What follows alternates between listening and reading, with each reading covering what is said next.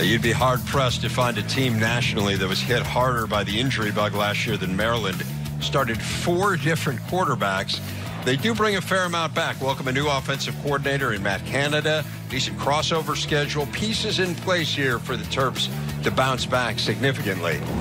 We do welcome in the head coach of the Terps now, DJ Durkin. And DJ, I want to get to your team, but it is always difficult when sadness intervenes, and you lost a player this offseason. For those of us who didn't know Jordan McNair in the way that you knew him, tell us a little bit about him as a person. Yeah, you can't find a finer young man. Jordan had a tremendous impact on not only our team, our staff, our coaches, but really anyone that he came in contact with. He had a great way about him as a person, had a smile that was just contagious. You couldn't leave a conversation with him without feeling better about how your day was going. And so, there's really not great words to describe how that's affected our team and everyone. It's a tremendously difficult thing to go through. I'm proud of our guys, how they've come together to help each other through it. So how do you move forward as a coach? What are the words that you say to acknowledge what has happened, acknowledge the loss? But again, as you say, you're moving forward, you're moving into the season. How do you balance that? What's the blueprint? The main message is just be there for each other. I told our coaches that. I told our team that. Just be there for each other. Every guy goes through the grieving process in a different way. You got a lot of different personalities, different life experiences. Everyone's going through it differently. Be there for one another. And really the ultimate thing is Jordan was a tremendous teammate, tremendous person. And so to me, the best way to honor him is be that. Be a great teammate. Be a great person. Be someone committed to the guys around you. And if we all do that as a team, we're going to honor him and also be a great team. Coach, how's the offense going to be different without obviously giving away some kind of strategy with Matt Canada as the coordinator? Yeah, I think one of the things Matt does really well, and a lot of the reason why we brought him here was he has a great talent for adapting his scheme based on the personnel, based on what he has. And so I think we have a really unique setup right now with our depth at the running back position in particular. I really like where we're at offensive line up front. And so I think what he's able to do is utilize a lot of those guys in multiple sets, personnel packages, formations, and be effective in how we do that. So just going through spring, I think it was great. Our players really adapted to it and embraced it, learning the offensive terminology and all that. And so I'm looking forward to it. Obviously well documented what happened at the quarterback position as far as injuries are concerned. Are there some things, though, that they can learn from or the team can learn from going through that can help them this year? Yeah, always. I mean, when you go through, adversity like that, you find out, a lot about yourself, about your teammates. And so, as Dave opened with, that was a tremendous amount of adversity in terms of player injuries at one spot to go through. But all in all, we are a stronger program and organization because of it. We did. I mean, we started out the season with high hopes, went and had a great win on the road, and I thought we had a really good team to go compete and do well. Obviously, some things changed that were out of our control. I say to our team all the time about control the controllables. And so there's nothing we can do about that. That happened. That is what it is. But we can certainly learn from it, come together as a team, and be better for it. Has your role changed X and O-wise? Are you still all on defense, or are you doing things different than you did your first year?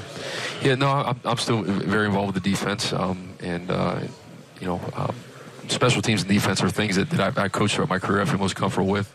I'm very comfortable with Matt in terms of running the offense. I think he does a great job. He doesn't need me looking over his shoulder every step of the way. We obviously talk and go through things, and I think we're really on the same page with how we want it to look and how we want to be effective offensively. So that's where my time is spent. Do you have a timeline when you want to name a starter, a guy that can lead the team, or it's going to go up to competition, go up until the first game? Yeah, I don't have a timeline answer. I think when that becomes clear, it'll become clear, and we'll move on that way. It's a little bit like deja vu. Last preseason camp, we were going through a quarterback competition as well. The good part is all three of those guys showed they have the ability to win games for us. They all played and did a great job at times. And so, we feel good about the guys we have. We're going to let the competition settle itself. I think competition makes everyone better that's involved, and that's how we'll handle it. I don't get to watch practice, but I got to vote. I'll give you a vote after we get off the air. You beat Texas last year in the opener. It was a great win for you. From off-season study, how has that team changed? What do you expect this year in the opener?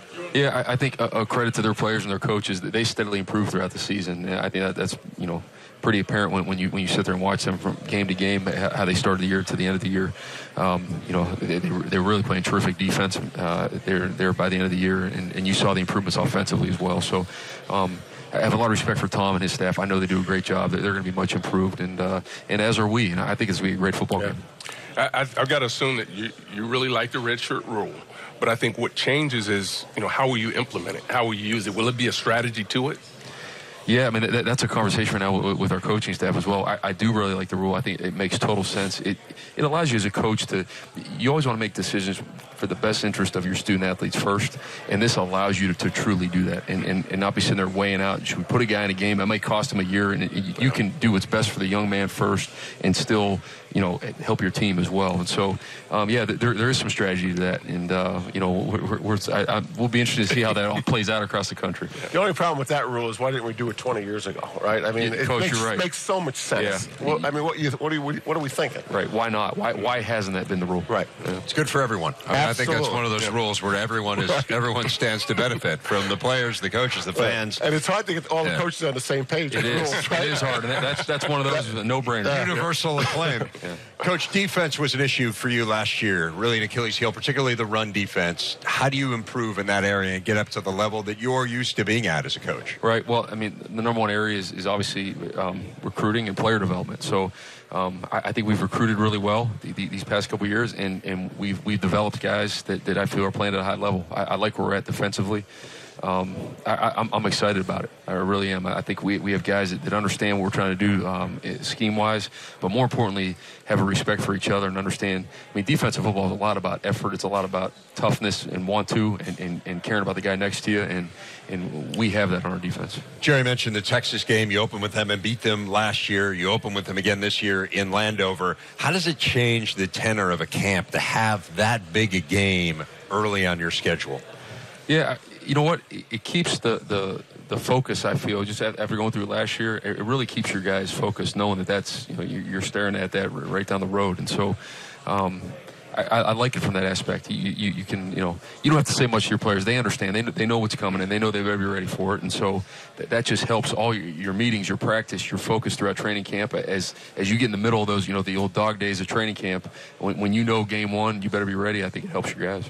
It feels like between the line and the running backs that on the offensive side, the run game could be a real position of strength for you guys this year and something that you can lean on. Give us a sense of how you saw those two units come together and start meshing in the spring.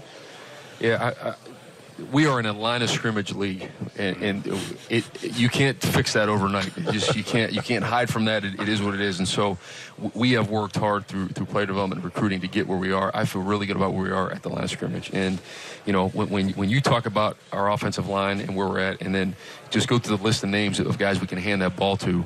I think we'll be very effective in the run game, and that's going to help. That's going to help our defense, help our team. Head coach of the Maryland Terrapins, DJ Durkin. Coach, thanks as always for your time. Always a pleasure to visit with you. Thank you.